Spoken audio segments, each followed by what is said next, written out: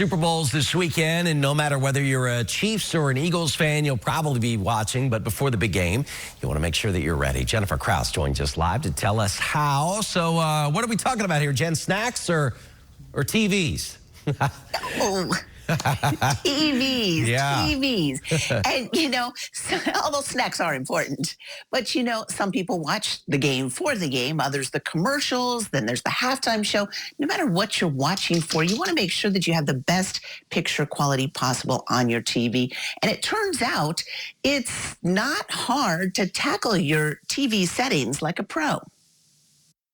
Making a few tweaks to your TV's picture settings in time for the Super Bowl on February 9th can be, a real game changer.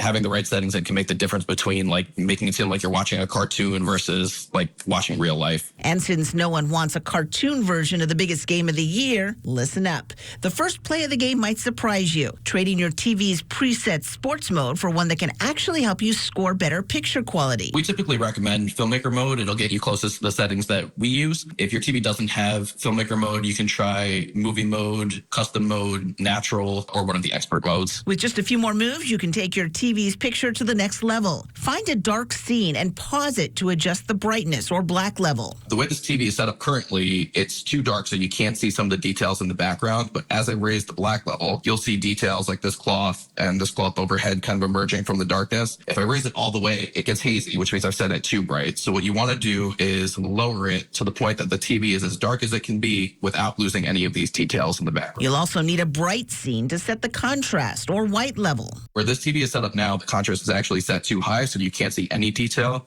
As I lower it, you'll start to see the clouds and the ice ridges on the mountain appearing. But if I keep going, the image gets too dark. So you want to raise the contrast until the image is bright, but you're not losing any of the detail in the background. Then choose a warm or low color temperature so the yard lines look white and not blue.